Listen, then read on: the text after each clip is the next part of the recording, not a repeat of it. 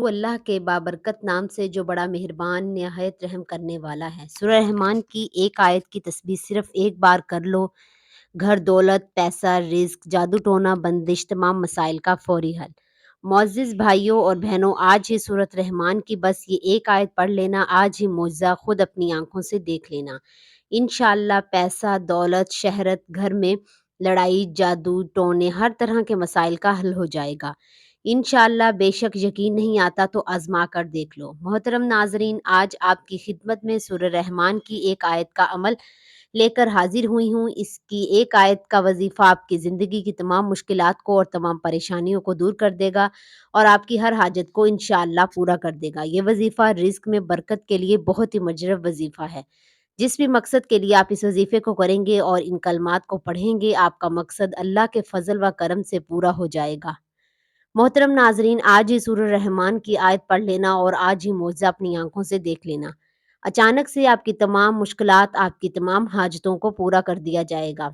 ये आयत कौन सी है और इसका वजीफा कैसे करना है, तमाम तर तफसीलात जानने के लिए आपसे गुजारिश है कि आपने इस वीडियो को बिल्कुल भी स्किप नहीं करना और वीडियो को आखिर तक ज़रूर देखना है। नाज़रीन ग्रामी, हदीस मुबारका का मुताला करने से पता चलता है कि बज़ाहिर छोटी छोटी नेकियों पर बड़े बड़े सवाबों की बशारतें हैं। इस तरह कई ऐसे अमाल भी अरशाद फरमाए गए हैं कि जिनका सवाब तो है ही, साथ में रिस्क में वसअत, बरकत और कुशादगी भी मिलती है। इस तरह कुरान पाक की एक प्यारी सी सूरत है। अगर इस सूरत की एक आयत बताए गए तरीके के मुताबिक पढ़ें तो अल्लाह के फजल व करम से आपको दौलत और रिज़्क की फरामनी मिलेगी। यानी कि अल्लाह पाक आपके लिए ऐसे असबाब पैदा कर देगा और आपके पैसे के मुतल्लिक हर परेशानी दूर हो जाएगी और इंशाअल्लाह आपकी हर ख्वाहिश पूरी हो जाएगी। इस आयत के कमालात देखकर आप लोग खुद हैरान रह जाएंगे। गैब से दौलत वाले हाथ आपके पास आ जाएंगे। मोहतरम नाजरीन, आज सब काम छोड़कर बस ये एक आयत पढ़ लेना। जिस तरतीब से ये अमल बताऊंगी, आपने बिल्कुल इस तरीके से ये वजीफ़ा पढ़ना है। ये इंतहाई मजरब और ताकतवर वजीफ़ा है। नस्लों को अगर बिठाकर खिलाना चाहते हो, अगर चाहते हो कि करोड़ों रुपए की बरसात हो जाए, पैसा ही पैसा आ जाए, आप गिनते गिनते थक जाओ लेकिन पैसा ख़त्म ना हो। पैसा इंसान की ज़रूरत है। पैसा ना हो तो ज़िंदगी में सुकून नहीं होता और बंदा हर वक्त परेशानियों में घिरा रहता है कि अखराजात कैसे और कहाँ से पूरे करें। ये एक वजीफ़ा आप लाजमी कीजिएगा। बेहद छोटा सा और आसान सा वजीफ़ा है। जब आपको अपनी परेशानी, जो भी आपके मसले मसाइल हैं, इनकी नीयत कीजिएगा। नाज़रीन कराम, अल्लाह पाक जब करम करता है तो इंसान की अकल दंग रह जाती है और मौज़ा करने वाली ज़ात सिर्फ अल्लाह की है। बस हमें हर नेमत पर अल्लाह का शुक्र अदा करना चाहिए। वजीफ़ा अल्लाह पाक के बाबरकत नामों और कुरान पाक की एक प्यारी सी सूरत की आयत का है। इस वजीफ़े को करने से आपकी हर परेशानी हल हो जाएगी और इंशाअल्लाह हर मुश्किल ख़त्म हो जाएगी। मोहतरम नाजरीन, जब तक आजमाएंगे नहीं, फ़ायदा नहीं होगा। मेरी बातों का कोई यकीन नहीं करेगा और बंदा ही फ़ायदा में रहेगा जो वीडियो देखकर ये वजीफ़ा पढ़ना शुरू कर देगा और अल्लाह पाक की ज़ात पर यकीन रखते हुए ये वजीफ़ा पढ़ेगा। इसे मायूसी नहीं होगी, इसकी जेब खाली नहीं रहेगी, इसके कारोबार में बरकतें ख़त्म नहीं होंगी। मेरे भाइयों, मेरी बहनों, इस वजीफ़े को किसी भी दिन, किसी भी वक्त पढ़ सकते हैं। आप लोग पूछेंगे कि इस वजीफ़े को कितने दिन पढ़ना है, तो मोहतरम नाजरीन, ये वजीफ़ा सिर्फ़ और सिर्फ़ एक दिन का है। एक दिन आप इस वजीफ़े को कर लीजिए। अगर आप चाहें तो 2 दिन भी, 3 दिन भी अमल कर सकते हैं, लेकिन एक दिन के अमल से ही आपको इंशाअल्लाह फ़ायदा हो जाएगा।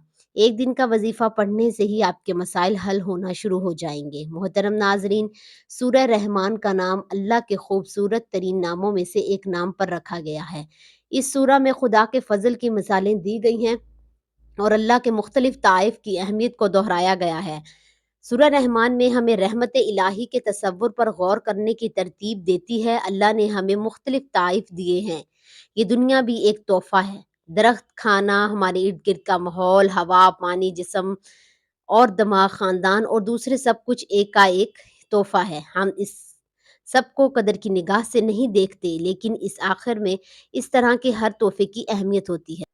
सूरह रहमान हमें याद रखने में मदद करती है कि इसके तमाम खुदाई एहसानात ऐसी चीज़ नहीं जिनसे हमें गफलत बरतनी चाहिए। ये आयत दोहराने से कि तुम्हारे रब की नेमतें हैं जिन्हें तुम झुटलाते हो, ये सूरत हमें बताती है कि हम अपने रब की किस नेमत को इनकार ना करें।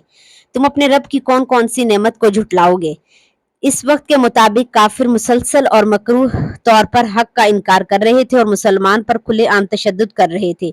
تم اپنے رب کی کون کون سی نعمت کو جھٹلاؤ گے؟ در حقیقت جھٹلانے والوں کے لیے ایک مستقل نصیحت تھی، جو غرور اور ناشکری میں اندھے تھے اور مسلمانوں پر بغیر کسی اشتعال کے حملے کرتے اور قتل کر دیتے تھے۔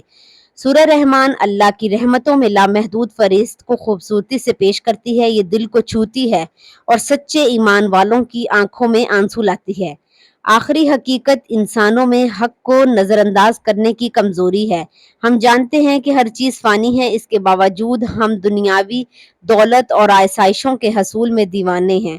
ہمیں اس بات کا علم ہونا چاہیے کہ اس زندگی میں ہمارے پاس جو کچھ ہے وہ مستقل نہیں ہے۔ ہمارے خاندان اور دوست ہمیں چھوڑ سکتے ہیں، اچھی صحت میں کمی آ سکتی ہے، ہماری دولت ختم ہو سکتی ہے، پھر بھی ہم مغرور اور تکبر میں رہتے ہیں۔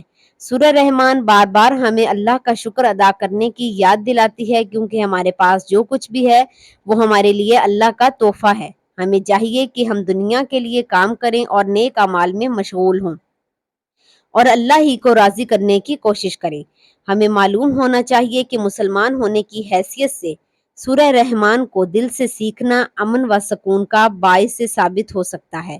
اپنے آپ کو اللہ کے مختلف احسانات کی یاد دلا کر ہم تناؤ اور ذہنی دباؤ کا مقابلہ کر سکتے ہیں اور اپنے ایمان کو بھی مضبوط کر سکتے ہیں۔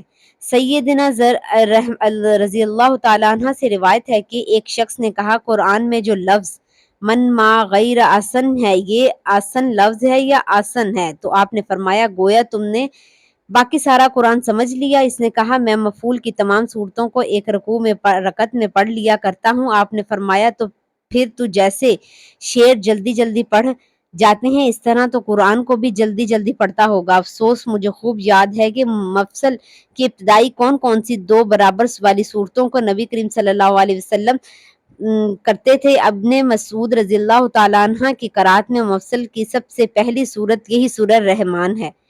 سیدنا جابر رضی اللہ تعالیٰ عنہ فرماتے ہیں کہ ایک نبی کریم صلی اللہ علیہ وسلم اپنے صحابہ کے مجمع میں ایک روز تشریف لائے اور سورہ رحمان کی اول سے آخر تک تلاوت فرمائی۔ صحابہ کرام رضی اللہ تعالیٰ عنہ چپ چاپ سنتے رہے۔ آپ صلی اللہ علیہ وسلم نے فرمایا، تم سے تو جنات ہی جواب دے دیتے ہیں، اچھے ہیں۔ میں نے جب ان کے سامنے اس سورت کی تلاوت کی تو جب میں نے بھی آیت فَبِأَيِّ آلَاءِ رَبِّكُمَا تُكَذِّبَانِ پڑھا تو وہ کہتے، لا شیء من نعمتِ ربنا نکذب فلک الحمد، یعنی اے پروردگار، ہم تیری نعمتوں میں سے کسی نعمت کو نہیں جھٹلاتے، تیرے ہی لیے تمام تعریفیں سزاور ہیں۔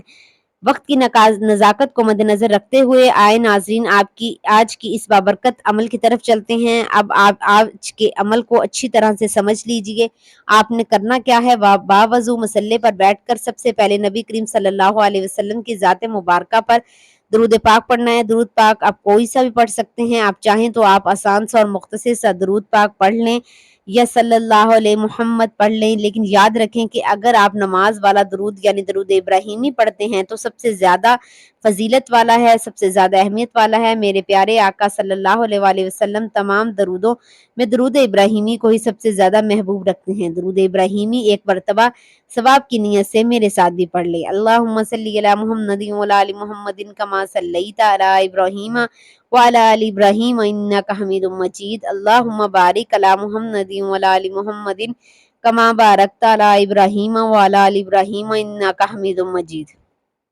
روزہ قیامت نبی کریم صلی اللہ علیہ وسلم کے سب سے زیادہ تر قریب وہی ہوگا جو سب سے زیادہ آپ صلی اللہ علیہ وسلم پر درود شریف بھیجتا تھا۔ حضرت ابن مسعود رضی اللہ تعالیٰ عنہ سے روایت ہے کہ رسول صلی اللہ علیہ وآلہ وسلم نے فرمایا، قیامت کے دن لوگوں میں سے سب سے زیادہ میرے قریب وہ ہوگا جو سب سے زیادہ مجھ پر درود بھیجے گا۔ وہ مواقع جہاں درود شریف ضرور پڑھنا چاہیے۔ ویسے تو درود شریف کسی وقت یا کسی بھی موقع کی قید کے بغیر کثرت کے ساتھ پڑھنا چاہیے، تاہم بعض مواقع ایسے ہیں جہاں اس کے پڑھنے کی خصوصی تاکید کی گئی ہے۔ ان میں سے کچھ تو مشہور ہیں۔ مثلاً ہر نماز کے آخری تشہد میں، قنوت وتر کے آخر میں، نماز جنازہ کی دوسری تکبیر کے بعد اور خطبہ جمعہ وغیرہ میں۔ ان کے علاوہ مزید کچھ مواقع یہ ہیں، حضرت جب تم موزن کو سنو تو تم بھی اس طرح کہو جیسے وہ کہے، پھر مجھ پر درود بھیجو، اور کیونکہ جو شخص مجھ پر ایک مرتبہ درود بھیجے گا اللہ تعالیٰ اس پر 10 رحمتیں بھیجتا ہے یا 10 مرتبہ اس کی تعریف کرتا ہے۔ ناظرین گرامی، درود پاک پڑھنے کے بعد آپ نے سب سے پہلے اپنے مقصد کی نیت کرنی ہے۔ آپ نے گھر چاہتے ہیں، گھر مانگ لیجئے، گاڑی چاہتے ہیں، گاڑی مانگ لیجئے، بینک میں آپ کی کوئی بڑی رقم درکار ہے وہ مانگ لیں، اپنی بیٹی یا بیٹے کا کہیں اچھی جگہ رشتہ کرنا چاہتے ہیں، اس چیز کی نیت کر لیں۔ آپ کی اولاد نافرمان ہے اور آپ اپنی اولاد کو تابع کرنا چاہتے ہیں، شوہر نافرمان ہے، آپ کی بات نہیں مانتا، اس مقصد کے لیے پڑھ لیں، یا آپ اس طرح عرض کریں کہ ساری اکٹھی حاجات کی نیت کر لیں۔ الغرض آپ کا جو مقصد ہے، جو بھی حاجت ہے، اس کی نیت کیجیے، اور اس کے بعد آپ نے ایک بار تعوذ، ایک بار تسمیہ پڑھنی ہے، یعنی ایک بار اعوذ باللہ من الشیطان الرجیم اور بسم اللہ الرحمن الرحیم پڑھ کر وظیفے کا آغاز کرنا ہے۔ اور سب سے پہلے نمبر پر آپ نے جو وظیفہ پڑھنا ہے ناظرین گرامی، وہ وظیفہ حسبنا اللہ و نعم الوکیل کا پڑھنا ہے۔ یہ وظیفہ آپ نے کیسے اور کتنی تعداد میں پڑھنا ہے توجہ کیجیے گا۔ آپ حسبنا اللہ و نعم الوکیل پڑھیں گے تو یہ ایک بار شمار ہوگا۔ اس طرح سے حسبنا اللہ و نعم الوکیل دائیں ہاتھ کی انگلی پر یا تسبیح کے دانوں پر صرف 11 بار پڑھیں گے۔ جب 11 بار آپ نے حسبنا اللہ و نعم الوکیل پڑھ لیں گے تو اس کے بعد آپ نے دوسرے نمبر پر جو وظیفہ کرنا ہے، پڑھنا ہے ناظرین گرامی، وہ وظیفہ ہے یا رازق۔ یہ وظیفہ بھی آپ نے دائیں ہاتھ کی انگلی پر یا تسبیح کے دانوں پر صرف 11 بار پڑھنا ہے۔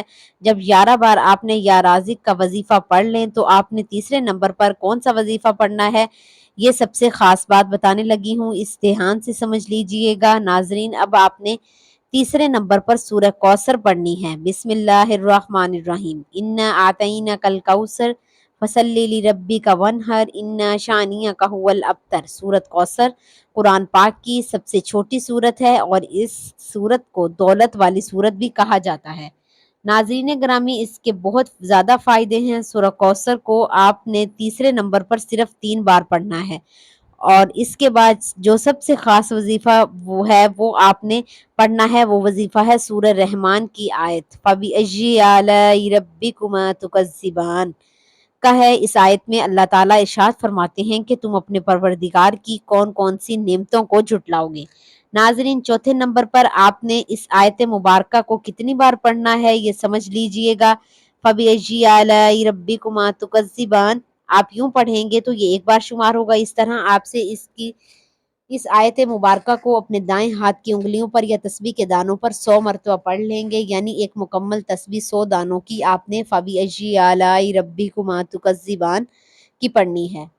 جب آپ یہ سارے اعمال بتائے گئے طریقے کے مطابق پڑھ لیں تو اس کے بعد آپ نے وہی درود پاک ایک بار پڑھنا ہے جو عمل کے شروع میں پڑھا تھا۔ اب آپ کا عمل مکمل ہو گیا ہے۔ عمل کی مکمل ترتیب سمجھ لیجئے کہ سب سے پہلے باوضو مصلی پر بیٹھ کر آپ نے ایک بار نبی کریم صلی اللہ علیہ وآلہ وسلم کی ذات مبارکہ پر درود پاک پڑھنا ہے۔ درود پاک پڑھنے کے بعد آپ نے اعوذ باللہ من الشیطان الرجیم بسم اللہ الرحمن الرحیم پڑھ کر سب سے پہلے نمبر پر حسبنا اللہ و نعم الوکیل 11 بار پڑھنا ہے، پھر دوسرے نمبر پر یا رزاق 11 بار پڑھنا ہے، پھر تیسرے نمبر پر سورہ کوثر 3 بار پڑھنی ہے، اور پھر آخر اور چوتھے نمبر پر قرآن پاک کی آیت مبارکہ فَبِأَيِّ آلَاءِ رَبِّكُمَا تُكَذِّبَانِ 100 بار پڑھنی ہے، اور پھر آخر میں وہی درود پاک پڑھنا ہے جو آپ نے عمل کے شروع میں پڑھا تھا۔ یہ عمل کرنے کے بعد ناظرین کرام آپ نے رو رو کر گڑ گڑا کر دعا مانگنی ہے اور اپنی ساری مشکلات، ساری حاجات اللہ کو بتانی ہیں، اور ان تمام حاجات کو آپ نے اللہ سے پورا کروانا ہے، اور ساری امت مسلمہ کے لیے آپ نے دعا کرنی ہے۔ ناظرین، اس عمل کی برکت سے انشاءاللہ آپ کی تمام پریشانیاں دور ہو جائیں گی اور آپ تمام حاجتیں آپ کی پوری ہو جائیں گی۔ یہ وظیفہ آپ کو باوضو حالت میں کرنا ہے انشاءاللہ عزیز۔ یہ وظیفہ آپ کی مشکلات کو جڑ سے ختم کر دے گا اور آپ کے رزق میں بے پناہ اضافہ کر دے گا۔ حضرت ابن عباس رضی اللہ تعالیٰ عنہ نے فرمایا، نبی کریم صلی اللہ علیہ وآلہ وسلم سے ظاہری اور باطنی نعمتوں کے متعلق سوال کیا تو آپ صلی اللہ علیہ وسلم نے فرمایا کہ ظاہری نعمت اسلام ہے اور باطنی نعمت یہ ہے کہ اللہ سبحانہ و تعالیٰ نے تمہارے بد اعمالوں پر پردہ رکھا ہوا ہے۔ ظاہری نعمت صحت، تندرستی اور انسان کے احسن اخلاق ہے، اور باطنی نعمت معرفت اور عقل ہے۔ ظاہری نعمت وہ ہے جو آنکھوں سے نظر آتی ہے، مثلاً انسان کا مال، نسب، مرتبہ، اس کا حسن و جمال اور عبادت اور اطاعت کی توفیق، اور باطنی نعمت انسان کے دل و دماغ میں اللہ تعالیٰ کا علم، اس پر حسن یقین اور اللہ تعالیٰ کے بندوں سے مصائب اور آفات کو دور کرنا ہے۔ ناظرین گرامی، سورت میں فَبِأَيِّ آلَاءِ رَبِّكُمَا تُكَذِّبَانِ 31 بار ذکر فرمایا ہے، اور بار بار اس آیت کو ذکر کرنے کا فائدہ اس آیت کے معنی کو ذہنوں میں راسخ کرنا ہے اور اس کی اہمیت کو اجاگر کرنا ہے، کیونکہ جو چیز اہم ہو جاتی ہے اس کا ذکر بار بار کر کے اس کی تاکید کی جاتی ہے، اور جس چیز کی ذکر میں لذت ہو اس کا ذکر بھی بار بار کیا جاتا ہے، اور رب کی نعمتوں کے ذکر سے مسلمانوں کو لذت حاصل ہوتی ہے، اس لیے اس کا بار بار ذکر باقی رہا۔ یہ سوال یہ کہ آیت 31 بار ہی کیوں ذکر فرمائی، اس سے کم یا زیادہ بار کیوں نہیں ذکر فرمائی؟ تو ناظرین، یہ تعداد تو ایسی ہی ہے، اسی لیے اس خاص تعداد کی حکمت اور اس کے فائدے کو جاننے کے لیے زیادہ سر کھپانے کی ضرورت نہیں۔ جیسے قرآن مجید کی 114 صورتیں ہیں، اس سے کم یا زیادہ کیوں نہیں ہیں؟ اس کی توجیہ دماغ لڑانے اور دور دراز کی مناسبتوں اور توجیہات کو تلاش کرنے کی ضرورت نہیں ہے۔